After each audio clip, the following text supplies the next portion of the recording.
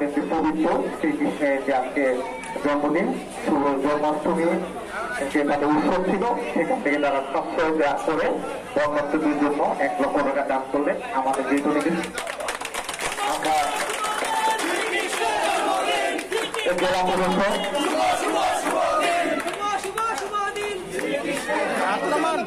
আমরা জেলা প্রশাসন রাজবাড়ী পার্টির পক্ষ থেকে আপনাদেরকে আন্তরিক ধন্যবাদ জানাচ্ছি। কিন্তু আমাদের বন্যার্থের কোন ত্রাণের ফান্ড নেই। আমরা এটা মাননীয় প্রধান উপদেষ্টা যে বন্যার্থদের তাদের ফান্ড রয়েছে, এটা আমরা আগামীকাল ব্যাংক খুলবো, আমরা তাকে জমা দিয়ে দেবো। আমি আবারও আমার এই সনাতন ভাই বোনদেরকে আন্তরিক ধন্যবাদ জানাচ্ছি।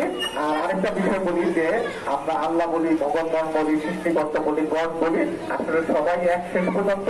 দেখেন আমরা এই গত কয়েকদিন ধরে বৃষ্টি ছিল, আমি নিজেও টেনশনে ছিলাম। আজকে আমাদের শুভ জন্মাষ্টমীতে আমরা সুন্দরভাবে আনুষ্ঠানিকতা শেষ করলাম। এর মধ্যে আবার প্রমাণিত হলো এই বাংলাদেশকে আমাদের সবাই ভালো থাকবে।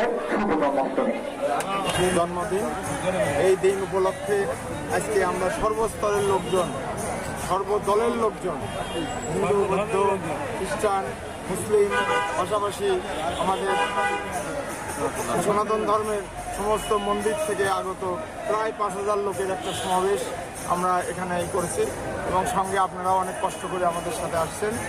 পৃথিবীতে যতবার অন্যায় অত্যাচারের মাত্রা বেড়ে গেছে, ততবারই ভগবান শ্রীকৃষ্ণ বিভিন্ন রূপে জন্মগ্রহণ করে এই সাধুদের রক্ষা এবং দুষ্কৃতিকারীদের বিনাশ করার জন্য অবতীর্ণ হয়েছে।